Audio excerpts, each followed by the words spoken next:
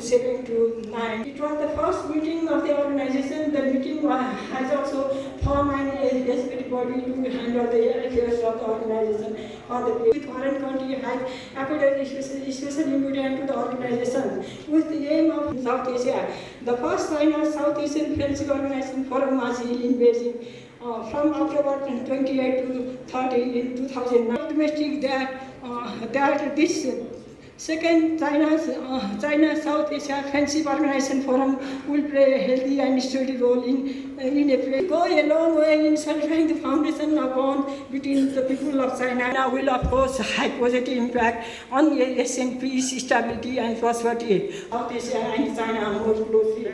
The cultural and spiritual nation like China, the challenges and opportunity of 21st century is relationship between in order to solve fundamental interests of their three interests. In this light, South Asia and China, this forum is committed to act as a catalyst for the realizing a heritage of understanding and of the tolerance of diverse culture, language and religious tradition would have made us the most divided region in the world, but by and large we see a great harmony among our people in reality. Before concluding my speech, I, on behalf of Nepal-China Society and Nepal-China Executive Council, would like to extend our earnest welcome to all the distinguished guests and delegates from China and South Asian countries. I call upon all of you to extend your kind support the successful conclusion of second China South Asia Friendship Forum, Friendship Organization Forum. Long live friendship between South Asia and China. Thank you.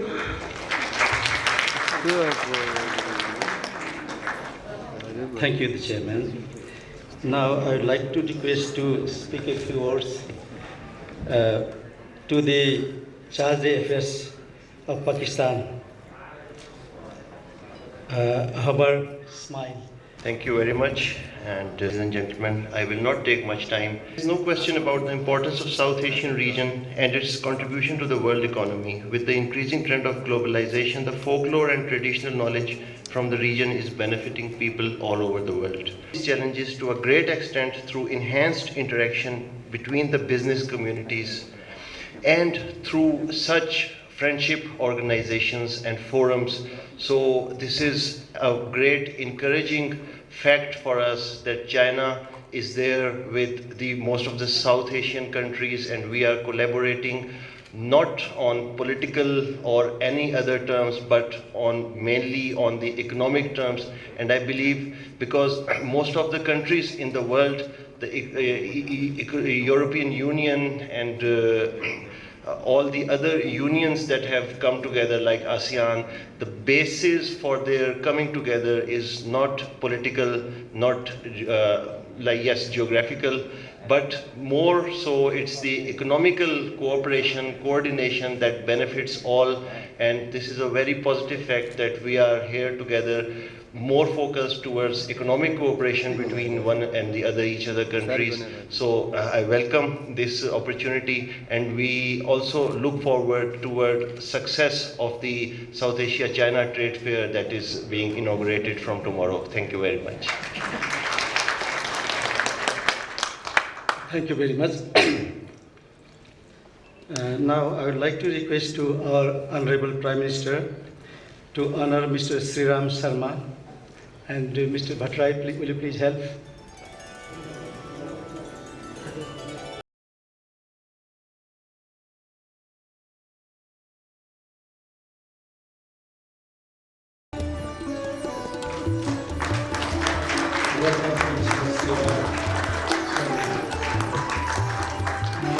Because of the time constraint, I would like to request to our Chief Guest to deliver and good wishes to. I came to know that the first convention was held in Beijing last year, in 2009. To my information, Chinese Association for Foreign Countries has been playing a crucial role to bring the South Asian organizations under one umbrella. Another milestone in this endeavor I found was carried out by the organizations like Sri Lanka China Cultural Cooperation, Sri Lanka China Youth Journalist Forum, and Sri Lanka China Friendship Association during 2010. The level of presence in this distinguished gathering this time here in Kathmandu, Nepal, capital as well as SAARC headquarters, shows that the evolution of track to diplomacy at the popular level in this region has taken a distinct shape. On this happy occasion, on behalf of the government and people of Nepal and on my own, I would like to extend my heartfelt congratulations to you all, those who are involved in bringing the peoples of concerned nations together. I also take the opportunity to extend my greetings to all foreign delegates from China, India, Pakistan, Bangladesh and Sri Lanka, and wish that your stay in Nepal be pleasant and fruitful. I am confident that such meetings and interactions would certainly help promote bilateral, multilateral and regional level relations. I firmly assess that different communities, societies and governments of the nations in the region would highly benefit from such occasions.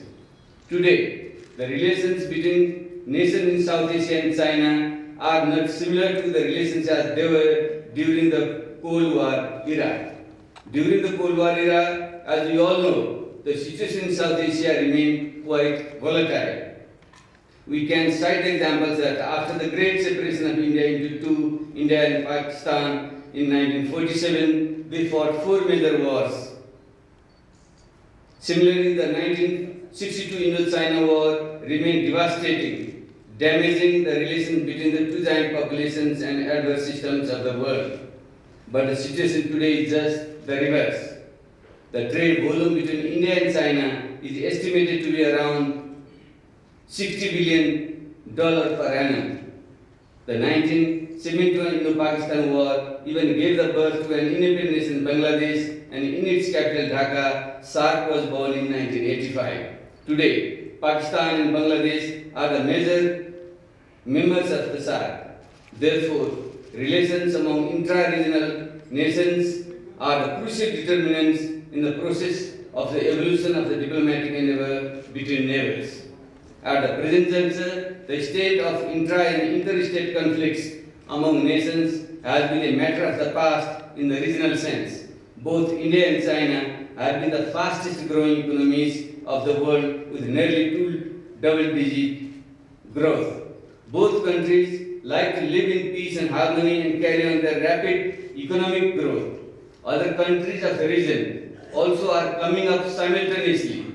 In this development journey, China went ahead of Japan and became the second largest economy of the world. In the future, it can be forecasted that China will be the #1 economic power of the world. The economy of China has remained exemplary to many developing countries of the world. Because of the geo-proximity, such development scenario has direct impact and inspiration to many adjoining countries. China is the next door neighbor to 5 out of 8 SAARC countries. Therefore, its involvement in SAARC has been inevitable as was to the United Nations in 1971. Many political economists have forecasted that 21st century will be the Asian century. The fast evolution of science and technology, vast human and natural resources, and political determination of the nations will make that dream come true. We have the common Himalayan culture and civilization in South Asia and China. Nepal takes pride in being gateway to these civilizations. The population of South Asia and China put together could be nearly half of the world population.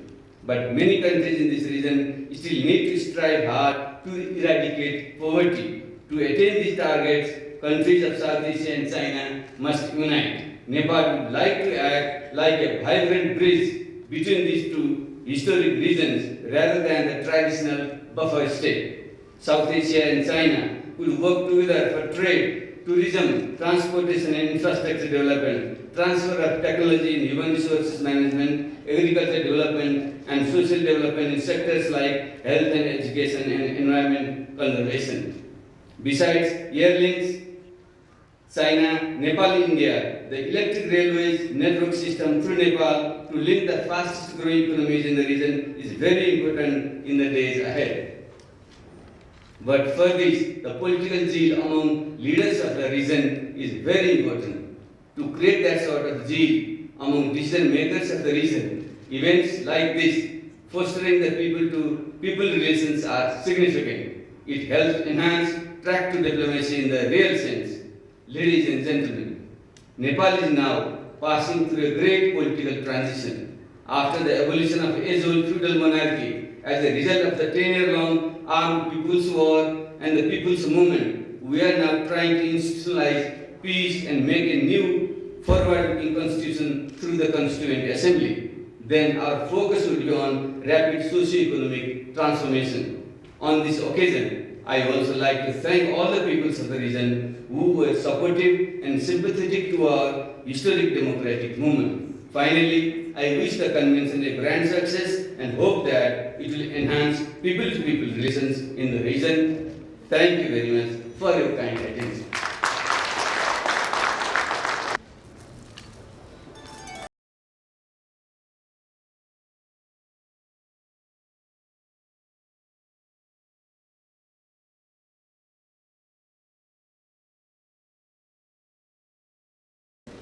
We get a earlier flight to Kathmandu, so he's coming. First of all, Mr. Fong, because of a delay of that, I have to say sorry to all the delegates and all the distinguished guests that he on the successful convening of this forum, and extend my heartfelt thanks to the organizers, the Nepal-China Executives Council and the Nepal-China Society, and my sincere greetings to all the participants here. As a People's Friendship Organization engaged in people-to-people diplomatic work, which has the longest history and largest scale in China, the CPA-FFC has maintained long-term contacts and communication with Friendship with China organizations in South Asia and accumulated much precious experience. China-South Asia friendship has entered a new phase of comprehensive development. Both Chinese people and people in South Asia are anxious for deepening mutual understanding and strengthening cooperation. Under these circumstances, the CPA-FFC initiated and sponsored the first China-South Asia Friendship Organizations Forum in Beijing in 2009. With the aim of promoting bilateral cooperation, exploring new channels of multilateral exchanges, expanding the scope of cooperation between the CPA-FFC and South Asian Friendship with China organizations for more regional cooperative programs. Today, I'm very delighted to see the successful opening of the second forum at due time in Kathmandu. At this forum, delegates representing Friendship with China organizations from South Asia will join the representatives from the CPA-FFC and the other Chinese friendship associations at provincial and municipal level to introduce what we have done and achieved, as well as what will be done in the next 2 years, share with each other the work experience, and discuss on exploring channels and new modes for cooperation. In order to promote people-to-people exchanges and cooperation between China and South Asia. I hope all participants could demonstrate your talents, speak your minds, enlighten new thinking, and reach new agreements on cooperation. I would like to hereby extend our special thanks to Prime Minister especially, and to all the delegates that will give presentations later at the forum. I believe your presentations will, in some extent, lead the people-to-people friendly exchanges onto a new track. Last but not the least, I sincerely thank the organizers of this forum, the Nepal-China Executives Council and the Nepal-China Society, and wish a full success of the second China-South Asia Friendship Organizations Forum. Thank you all. And also on behalf of present a gift from Chinese people to our Prime Minister. Ms. Lili, as you know, this time delegates to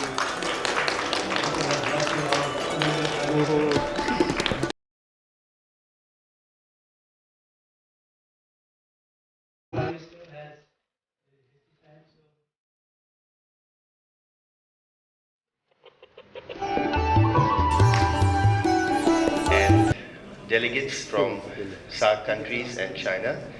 It is my great pleasure to see the convening of this forum. I was not prepared to speak, so I will keep myself short. Speakers before me have already highlighted the importance of cooperation in today's world, going beyond ideologies, going towards self-interest. Cooperation in self-interest is something that binds us all together. We are all engaged in South Asia and in China in raising the standards of living of our people in foreign countries. That was a very good beginning, and I'm very glad that now that the second forum meeting is being held, I'm here in Kathmandu. I wish the organizers all success in this endeavor. Thank you. And also to exchange views with friends from all the fields from South Asia countries. China and South Asia have a very long history of friendly exchanges. As early as 200 BC, economic and cultural exchanges has occurred between China and the South Asia countries. At that time, the Silk Road became an important linkage connecting the friendship of our two sides.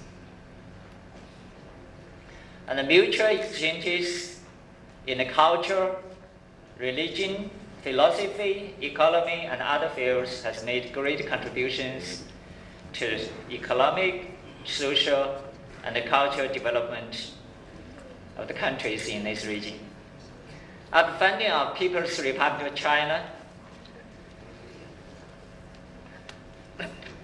China and the South Asia countries have supported each other in the fight for the national liberations, kept communication and coordination in international and regional affairs, and developed bilateral friendship, which showed a very good momentum now. As statistics shows that China's total trade volume with South Asia countries in the year 2000 was $5.7 billion, which increased nearly 11 times to more than $66 billion last year. The project contract between China and the South Asia countries amounted from $1.8 billion in 2000 years to $17 billion this year. The combined population of China and the South Asia countries accounted for nearly half of the world population. And the market potential of the two sides is very huge. So being the two engines to promote the economic recovery of the world after financial crisis, the two sides are promising to expand cooperation in various fields. So that's why we are very confident that the relations and the trade cooperations between our two sides will have a very bright future.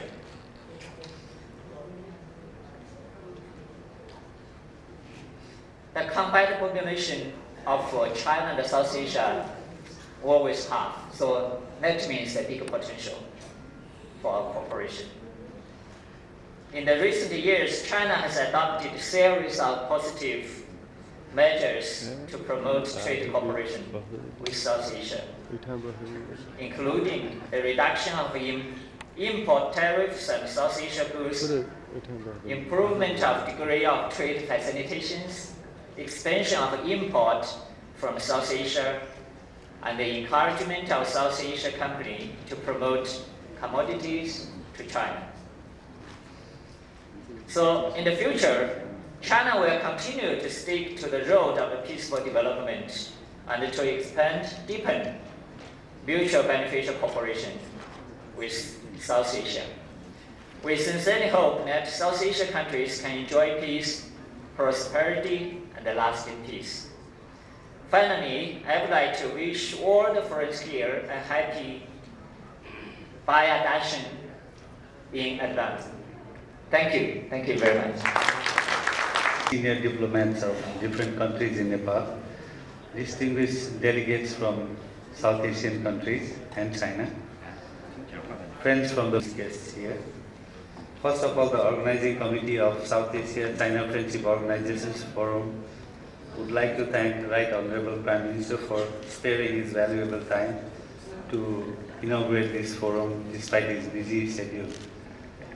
The forum will be an opportunity for the friendship organizations from South Asia and China to share their knowledge on South Asian relations, and it will also be an opportunity to exchange experiences about strengthening the multidimensional relations with China.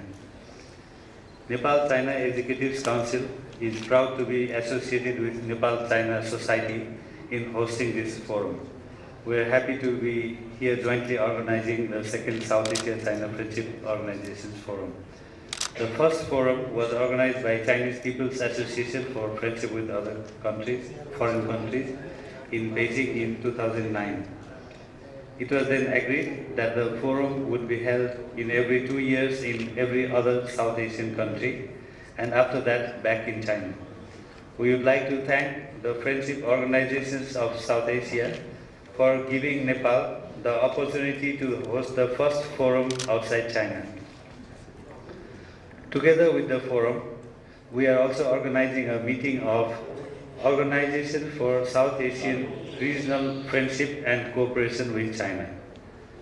We would like to take this opportunity to convey our determinations to carry on these efforts to further consolidate the achievements of this forum and enhance South Asia-China relations so happily developed since times immemorial. We believe this forum will be a grand success, as the first one was, and will be moving ahead with strong commitment to strengthen the people-to-people friendship and cooperation between the people of China and South Asia in the coming years. In order to make this forum bear concrete results, Nepal-China Executives Council is organizing the annual South Asia-China Trade Fair tomorrow. About 200 companies from Bangladesh, China, India, Japan, Nepal, Pakistan, Sri Lanka and Thailand are participating in the fair. Nepal-China Executives Council intends to gradually develop this fair into an international expo. I am indebted to Right Honorable Prime Minister for inaugurating this forum today. Before concluding my remarks, I would like to once again express my gratefulness to him. On behalf of the organizing committee, I would like to express my thanks to you all the delegates from China and South Asia, for accepting our invitation and coming all the way to Nepal to participate in this forum. We wish you a happy stay in Kathmandu. I would like to thank all the distinguished guests for your kind participation in today's function. Thank you all. Now I request to all these dignitaries to attend the high tea session next hall. After that, we will have our session for the delegates at 11:30 in this hotel.